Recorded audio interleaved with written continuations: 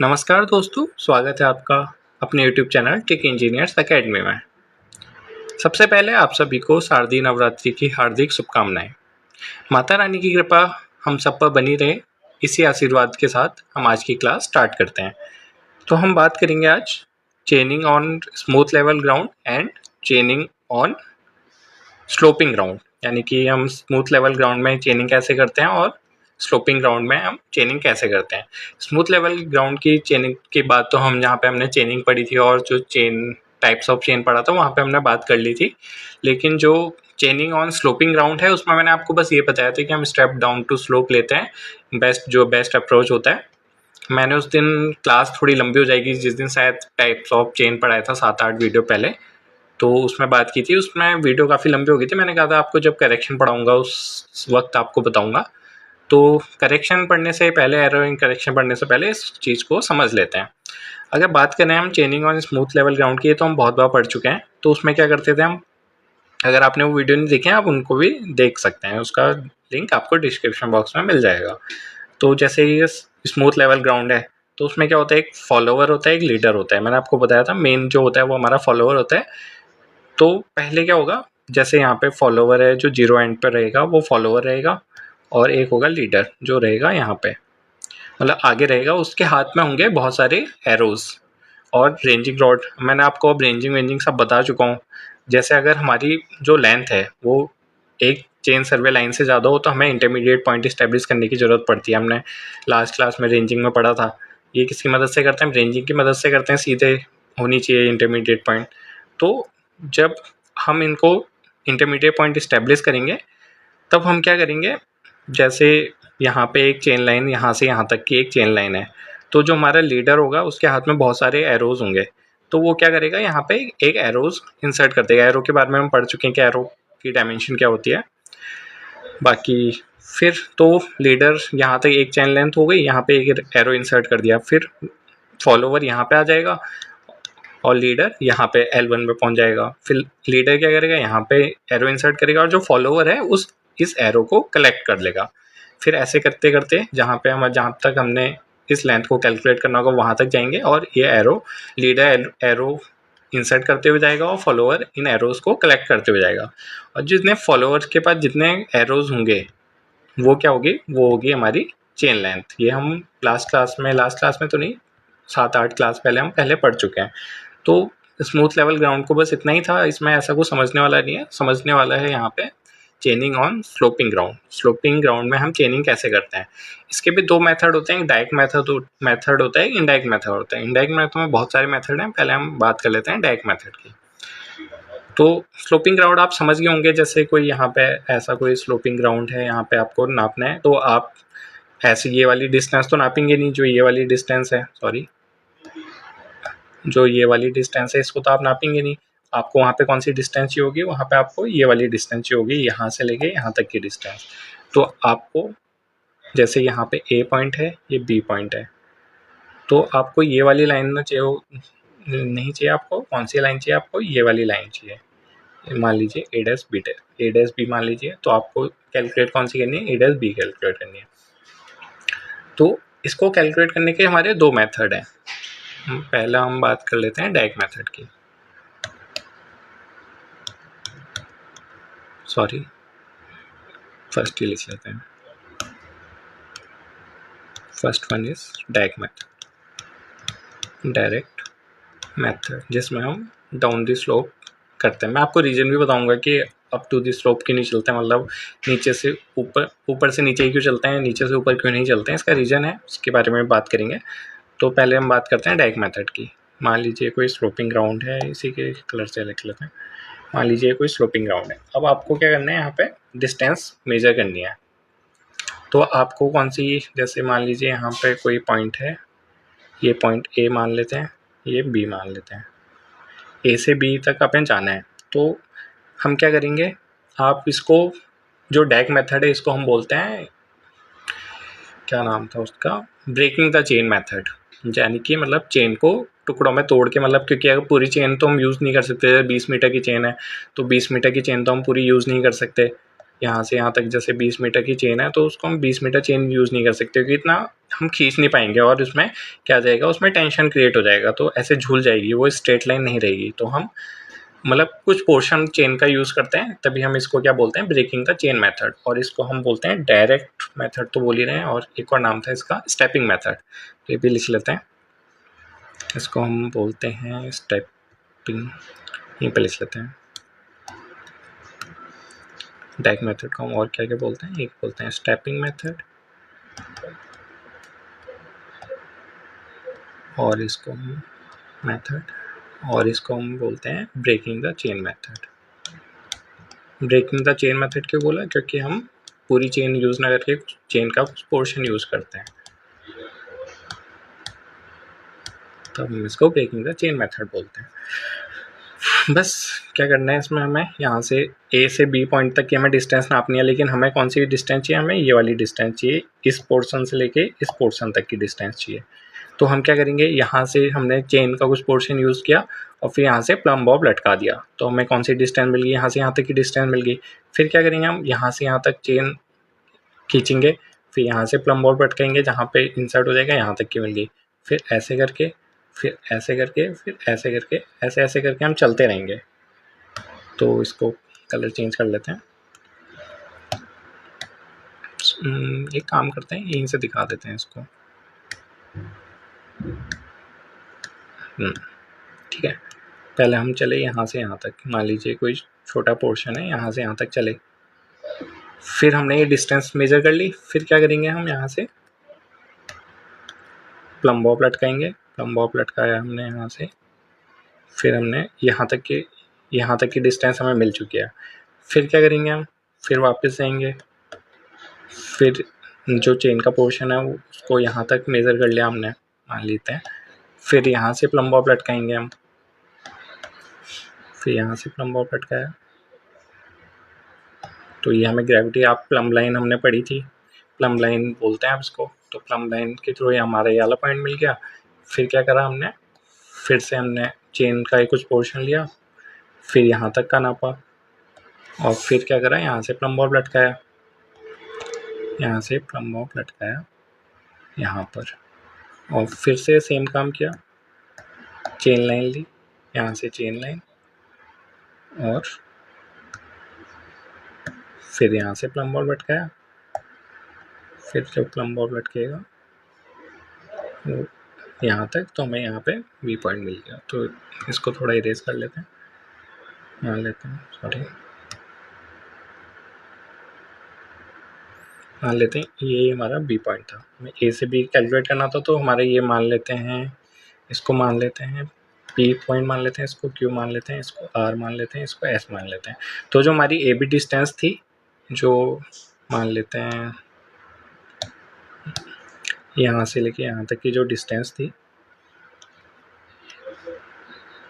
तो वो हमारी क्या होगी, मान लेते हैं इसको ए डैश मान लेते हैं, उसको ए बी मान लेते हैं,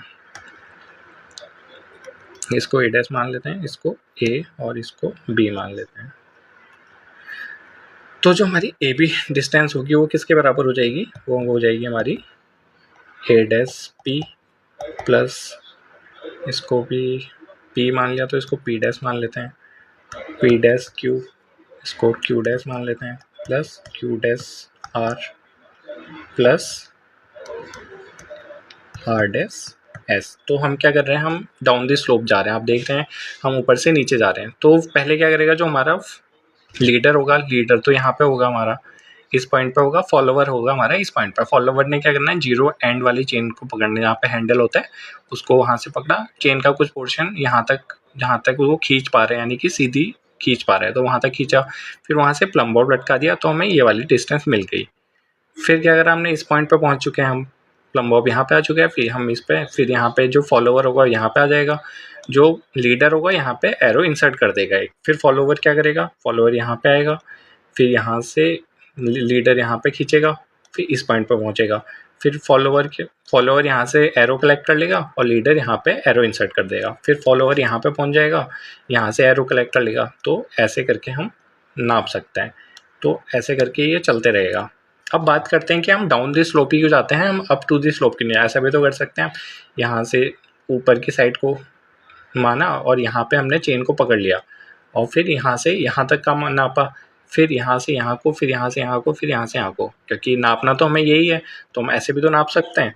हम ऐसा क्यों नहीं नापते हैं? तो उसके दो रीज़न है, मेन जो रीज़न है, पहला रीज़न तो ये है, जैसे यहाँ पे हमारा क्या होगा, फॉलोवर होगा, यहाँ पे हमारा लीडर होगा। अगर हम ऐसे चलेंगे तो जो हमारा फॉलोवर होगा, तो यहाँ पे उसने मान लीजिए चेन का जीरो वाला पोर्शन जो पकड़ा हुआ है, चेन की जो स्टार्टिंग पॉइंट होता है, हैंडल होता है, उसको पकड़ा हुआ है यहाँ पे। अब लीडर यहाँ पे जाके खींचेगा तो ये जो फॉलोअर हवा में पकड़ा हुआ है, तो ये क्या होगा, ऐसे एक्यूरेट नहीं आ पाएगा। जो यहाँ पे प्लम्ब लाइन है, यहाँ से ऊपर, यहाँ पे वो खींचेगा तो इधर उधर आ जाएगा, तो मेन यहीं पे नहीं आएगा। जबकि यहाँ पे क्या हो रहा है, फॉलोअर ने ज़मीन पे ही पकड़ा हुआ है, तो फॉलोअर ने ज़मीन से ही पकड़ा हुआ है, तो वो यहाँ से टाइटली पकड़ पाएगा। जैसे यहाँ पे भी फॉलोअर ने ज़मीन से पकड़ा हुआ है, यहाँ पे भी तो, लेकिन यहाँ पे क्या होगा, हवा में पकड़ा होगा उसने। और जबकि और एक और रीज़न ये है कि जैसे यहाँ पे लीडर है, तो लीडर यहाँ पे क्या होगा, टेंशन क्रिएट करेगा, यानी कि पुल क्रिएट करेगा, तो खींचेगा, पुल क्रिएट करेगा, तो ये खिसक जाएगा। तो यही तो हमारे क्या है, मेन रीज़न है। पहला रीज़न ये जो हमारा जीरो पॉइंट है वहाँ पे नहीं रह पाएगी। जैसे यहाँ पे क्या है, हमारा जीरो पॉइंट पे हमारा फॉलोवर की वो है, जबकि यहाँ पे क्या होगा, वो खिसक जाएगा। तो जीरो पॉइंट पे मतलब स्टार्टिंग पॉइंट पे जो पॉइंट पे हमें चाहिए वहाँ पे नहीं रह पाएगा, क्योंकि वो खींचेगा तो हिल जाएगा। और दूसरा रीज़न मैं आपको बता चुका हूँ कि वो क्या करेगा, यहाँ पे जैसे उसने यहाँ पे पकड़ा हुआ है, तो लीडर जो ऐसे खींचेगा तो यहाँ पे फोर्स मतलब पुल एक्सर्ट रजिस्ट कर लेगा उस चीज़ को, सॉरी, हाँ, इसको रजिस्ट कर लेगा वो, मतलब वो खींचेगा तो यहाँ पे ज़मीन पे पकड़ा हुआ तो रजिस्ट कर लेगा, जबकि यहाँ पे हवा में है तो इसको रजिस्ट नहीं कर पाएगा, तो वो खींचेगा, इधर उधर हो जाएगा। ये दो मेन रीज़न है इसके, तभी हम क्या करते हैं, डाउन दी स्लोप जाते हैं। तो ये काफ़ी बार पूछा जाता है कि आपका बेस्ट अप्रोच कौन सा है। हमने शायद टाइप्स ऑफ चेन में पढ़ा था, उसमें मैंने आपको बताया था, लेकिन मैंने बताया था आपको रीज़न हम बाद में पढ़ेंगे, तो आज हमने वो रीज़न पढ़ लिया है। अब जब इसको पढ़ ही रहे हैं तो फिर अच्छे से ही पढ़ लेते हैं, क्योंकि हम जितने भी क्लासेस हमने लिए हैं उन सबको हमने अच्छे से ही कवर किया है, ताकि आपका कुछ भी ना छूटे। अब बात करते हैं हम इनडायरेक्ट मेथड की। दूसरा मेथड है हमारा इनडायरेक्ट मेथड। इनडायरेक्ट मेथड भी बहुत टाइप के हैं, तो उनको भी देख लेंगे एक एक करके। इनडायरेक्ट मेथड, अब पहले बात करते हैं फर्स्ट मेथड की, क्योंकि शॉर्ट में ही पढ़ते हैं। पहले बात करते हैं फर्स्ट मेथड की। फर्स्ट मेथड कौन सी है, इसमें क्या करेंगे, चलो मैं आपको एक डायग्राम के थ्रू समझाता हूँ। मान लीजिए यहाँ से यहाँ तक हमें ऐसे मेज़र करनी है, मतलब हमें P, यहाँ पे P है, यहाँ पे Q है, ये मेज़र करना है। लेकिन हमें रियल में कौन सी डिस्टेंस चाहिए, हमें रियल में चाहिए ये वाली डिस्टेंस। इसको मान लेते हैं, इसको P डैश मान लेते हैं, इसको मान लेते हैं PQ। हम मेज़र हमने, क्योंकि ये आपका ग्राउंड लेवल है, ये आपका ग्राउंड लेवल है, तो हम यहाँ से चेन जो नापेंगे वो यहाँ से नापेंगे, ये वाली। लेकिन हमें चाहिए कौन सी, हमें चाहिए ये वाली जो लाइन है, हमें ये वाली चाहिए। तो उसके लिए क्या करेंगे हम, डायरेक्ट मेथड में तो मैंने आपको बता दी कि हम डायरेक्टली नाप लेंगे, ऐसे करके ऐसे करके ऐसे करके ये नाप लिया हमने। लेकिन जो इनडायरेक्ट मेथड है, इसमें हम क्या करेंगे, इसमें हम करेंगे क्लिनोमीटर का यूज़। मैंने आपको क्लिनोमीटर भी पढ़ा चुका हूँ, तो उस वीडियो का लिंक भी मैं आपको डिस्क्रिप्शन बॉक्स में डाल दूंगा, तो वहाँ से देख सकते हैं। तो हम क्या करेंगे, ये एंगल कैलकुलेट करेंगे। जब हमें एक बार ये एंगल कैलकुलेट कर दिया हमने और ये वाली लेंथ हमें पता चल गई, तो फिर हम कॉस थीटा के फॉर्मूले से ये वाली डिस्टेंस भी निकाल सकते हैं। क्योंकि कॉस थीटा क्या होता है हमारा, आधार बट्टे कर्ण, यानी कि बेस अपॉन हाइपोटेनियस, तो इससे हमारे फॉर्मूले से निकल जाएगा। तो चलो देखते हैं, बाकी इसमें ऐसा कुछ है नहीं, चलो बता ही देता हूँ मैं आपको। ये हमने एंगल था, ये कैलकुलेट कर लिया, मान लेते हैं थीटा एंगल है।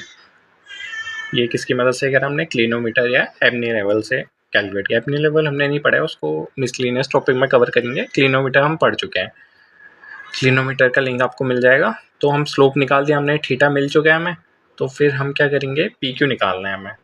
तो कॉस थीटा लगाएंगे हम। कॉस थीटा क्या होता है, आधार बट्टे कर्ण, यानी कि बेस अपॉन हाइपोटेनियस, यानी कि Q P divided by Q. P dash, और हमें क्या चाहिए, यहाँ से हमें चाहिए क्यू पी। क्यू पी हमारा क्या हो जाएगा, Q P dash into cos theta.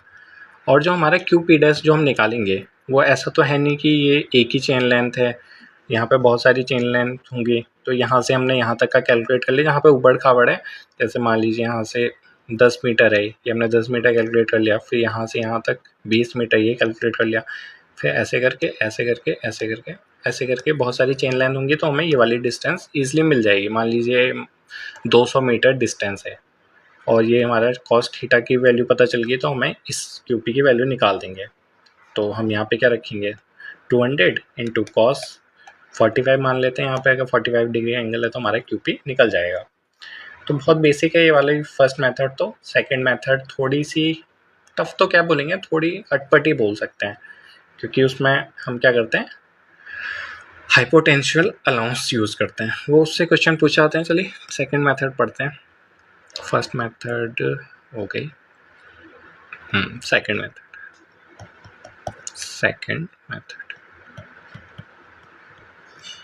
Second ये तो गंदा ही दिख रहा है।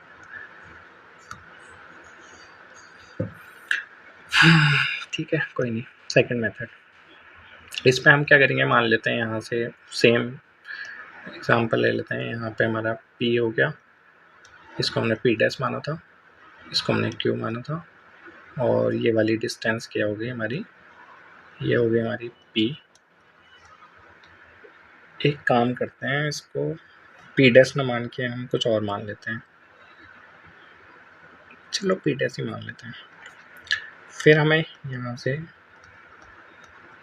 ये हमारा P पॉइंट है, और इसको इरेज कर देते हैं। तो ये हमारा P पॉइंट है। तो हमने क्या करना है, यहाँ से एक आर्क लेना है, मतलब जितनी ये डिस्टेंस हो गया, आपको पता है कि ये जो ये वाली डिस्टेंस है वो ज़्यादा होगी इससे, क्योंकि ये शॉर्टेस्ट डिस्टेंस है, क्योंकि इस लीनियर लाइन है, मतलब स्ट्रेट लाइन है, तो सबसे छोटी होगी। अब ये क्या होगा, जो हाइपोटेन्यूस है ये बड़ा होगा, इससे तो बड़ा ही होगा इससे। तो फिर हम क्या करेंगे, यहाँ से एक आर्क ड्रॉ करेंगे जितना आएगा। तो मान लेते हैं हमने एक आर्क ड्रॉ किया, इसको हम कोई पॉइंट ले लेते हैं, इसको क्या माने हम, इसको मान लेते हैं A मान लेते हैं उसे, ठीक है। तो जो हमारा QP है वो किसके बराबर होगा, AQ के बराबर होगा। यानी कि जो ये वाली डिस्टेंस है QP वो किसके बराबर होगी, AQ के बराबर होगी, इस वाले के बराबर होगी। और जितना एक्स्ट्रा होगा वो हमारा कितना होगा, ये AP डैश, ये वाली चीज़ जो है हमारी एक्स्ट्रा है, तो इसी को हमें निकालना है। यही क्या कह रहा था हमारा हाइपोटेंशियल अलाउंस। इसको लिख लेते हैं, चलो कलर चेंज कर देते हैं, हाइपोटेंशियल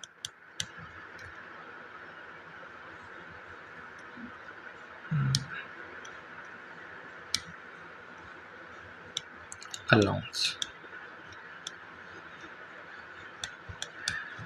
ये क्या होगा हमारा, इसमें हमने माना AP डैश, ये होगा हमारा AP डैश, यही हमें निकालना है।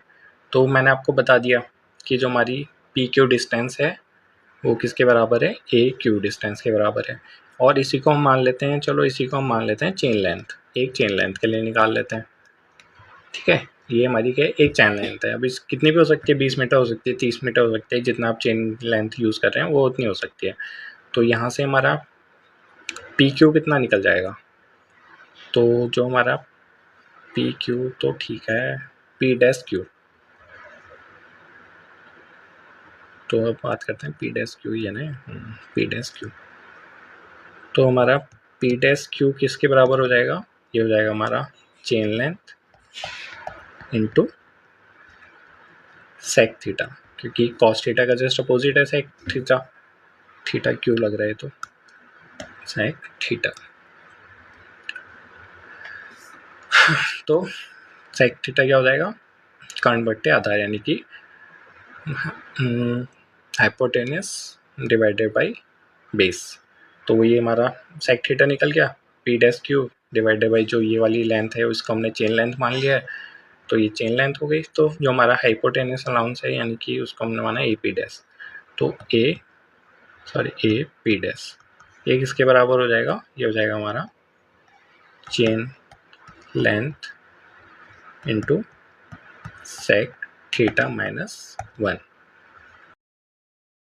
अब आपके मन में सवाल आया होगा कि सर ये सेक थीटा -1 कैसे हो गया। देखिए, जैसे इसको चलो डिटेल में ही लिख लेते हैं। जो हमारा क्यू पी डैश है, यहाँ से देखिएगा, जो हमारा क्यू पी डैश है यहाँ पे लिख लेते हैं। जो हमारा क्यू पी डैश है वो किसके बराबर है, क्यू पी डैश है हमारा Q A plus A P dash, Q A plus A P dash. हमें क्या निकालना है, ए पी डैश निकालना है, क्योंकि ए हाइपरटेंशियल अलाउंस है। तो ए पी डैश किसके बराबर हो जाएगा, यहाँ से ये हो जाएगा Q P dash minus Q A के बराबर हो जाएगा। यहाँ तक कोई कन्फ्यूज़न नहीं होगा आपको। अब हमें पता है कि जो हमारा क्यू पी डैश है वो किसके बराबर है, chain length into sec theta के बराबर है। तो ये हमारा क्या है, chain length into sec theta, ठीक है, इंटू सेक थीटा के बराबर है। और जो हमारा क्यू ए है, हम क्यू ए की वैल्यू लिखेंगे। जो हमारा क्यू ए है, क्यू यहाँ से लेके जो हमारे क्यू ए है, ये वाली जो डिस्टेंस है वो किसके बराबर है, वो क्यू पी के बराबर है। क्यू बराबर क्या, हमारा Q P equal to chain length. तो ये हमारा किसके बराबर हो जाएगा, चेन लेंथ के बराबर हो जाएगा। तो अब यहाँ से माइनस चेन लेंथ, ये चेन लेंथ के बराबर हो गया। अब यहाँ से चेन लेंथ कॉमन ले लीजिए, जैसे 20 मीटर की चेन लेंथ है, जितनी भी चेन लेंथ है इसको कॉमन ले लिया, तो बचा क्या, सेक थीटा -1। ये चीज़ मैंने ऊपर लिखी है, chain length into sec theta -1 A P dash. ये क्या है, हमारा हाइपोटेंशियल अलाउंस। तो हाइपोटेंशियल अलाउंस, अब इसमें करते क्या हम, जैसे ऊपर वाले जो फर्स्ट मेथड था उसमें तो कोई दिक्कत ही नहीं थी। यहाँ से हमने ऐसे लिया, फिर यहाँ से ये वाली चीज़ कैलकुलेट कर ली स्लोप से। इसमें भी हमें स्लोप की ज़रूरत पड़ेगी। पहले हम क्या करेंगे, क्लिनोमीटर या अपनी लेवल से हमने क्या करा, ये स्लोप मेज़र कर लिया, ठीक है। थीटा हमें पता चल चुका है। अब हमें ये चीज़ निकालनी है, तो हम क्या करेंगे, जो क्यूपी जितनी डिस्टेंस है वो हम मार्क कर लेंगे यहाँ पे, ठीक है। ये वाली चीज़ हमने मार्क कर ली, और जो हम एरो इंसर्ट करेंगे तो वो हम करेंगे यहाँ पर पी डैश पे। हम मतलब नापेंगे यही वाली डिस्टेंस, जो यहाँ से ये जो छोटी वाली डिस्टेंस है जो क्यू पी के बराबर है, लेकिन जो अगली चेन लेंथ हम नापेंगे वो हम नापेंगे यहाँ से, जो पी डैश से। समझ पा रहे हैं आप कि हमने यहाँ पे हमने जो चेन लेंथ है वो हमें यहाँ तक नापनी चाहिए थी, क्योंकि एक चेन लेंथ हमारी यहाँ के बराबर है,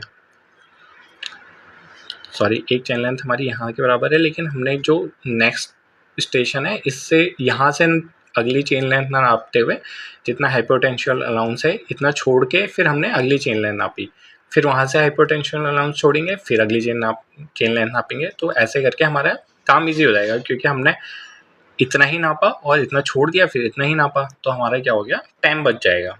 समझ पा रहे हैं आप, बस इतना ही था इसमें। और फिर हमारी एक थर्ड मेथड भी बचती है, चलो थर्ड मेथड भी पढ़ लेते हैं। यहाँ पे हमारी हो गई थर्ड मेथड।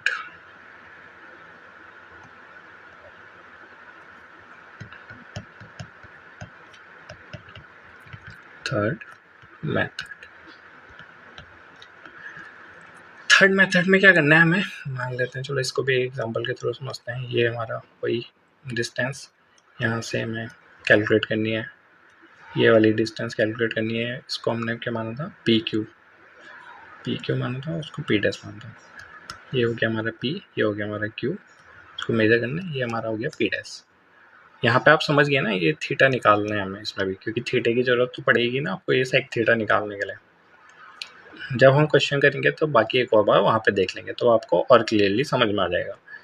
करते हैं हम थर्ड मेथड में क्या करना है। थर्ड मेथड थोड़ी सी अलग है, क्योंकि इसमें हम क्या यूज़ करेंगे, इसमें हम लेवलिंग इंस्ट्रूमेंट का यूज़ करेंगे, जो हम आगे की क्लासों में जब पढ़ेंगे तो हम इन दोनों पॉइंट के बीच का एलिवेशन निकालेंगे। जो ये वाला डिस्टेंस है और ये वाला डिस्टेंस है, इन दोनों के बीच का एलिवेशन वर्टिकल में देखेंगे, इतना जितना एलिवेशन होगा तो ये एलिवेशन हमारा कितना हो जाएगा, ये वाली डिस्टेंस हमारी जो एलिवेशन के थ्रू निकल जाएगी। तो मान लेते हैं हम इसको, मान लेते हैं हम h, ठीक है। h हमने ऐसे निकाल दिया, और l तो हम निकालते हुए आ रहे हैं, ये L जो डिस्टेंस है इसको तो हम टुकड़ों में निकालते हुए आ रहे हैं, तो हमें यहाँ पे क्या करना है, एलिवेशन का यूज़ करना है और जो स्लोप डिस्टेंस है उसको निकाल देना है। फिर जो हमारा हमें निकालना तो पी क्यू है, तो हमारा जो पी क्यू किसके बराबर हो जाएगा, वो हम पाइथागोरस प्रमेय से निकाल सकते हैं। पाइथागोरस थ्योरम से हमारा कितना हो जाएगा, L square minus H square. तो यहाँ से हम क्या निकाल देंगे, पी क्यू निकाल देंगे। तो तीनों मेथड में इतना ही था, बाकी समझ रहे हैं ना आपकी ये वाली डिस्टेंस हमने कैसे निकाली, यहाँ से यहाँ तक नापा, यहाँ से यहाँ तक नापा, यहाँ से यहाँ तक, जैसे हमने पहले नापा। ये थोड़े फेयरली लेवल ग्राउंड होता है, वहाँ पे हम यूज़ कर लेते हैं। और अच्छा हाँ, आपको एक और बात बतानी थी, जो हमारी जो डैक मेथड है, ये वाली जो डैक मेथड है, इसको हम तब यूज़ करते हैं, जैसे हम इसमें भी तो वो वाली यूज़ कर सकते हैं, नीचे वाली जो इनडायरेक्ट मेथड है, लेकिन हम इसको तब यूज़ करते हैं जैसे कोई थिक वेजिटेशन है, बहुत सारी झाड़ियाँ वाड़ियाँ हैं, या ऊबड़ खाबड़ रफ ग्राउंड है, तो हम क्या करते हैं, डायरेक्ट मेथड यूज़ करते हैं। जब थोड़ा स्लोप थोड़ा नॉर्मल है, यानी कि कांस्टेंट स्लोप है, तो हम इन मेथड्स का यूज़ करते हैं। बाकी अलग अलग मेथड आपको बता दी गई हैं, डायरेक्ट मेथड, इनडायरेक्ट मेथड, और इसमें हमने एल कैलकुलेट किया, फिर यहाँ से पी क्यू हमारा निकल गया पाइथागोरस थ्योरम से। तो तीनों मेथड में आपको कहीं पे भी कन्फ्यूज़न हो तो आप कमेंट बॉक्स में कमेंट कर सकते हैं, आपको रिप्लाई मिलेगा। फिर नेक्स्ट वीडियो में इसको और डिस्कस कर लेंगे अगर आपको कहीं पे कन्फ्यूज़न है तो धन्यवाद दोस्तों।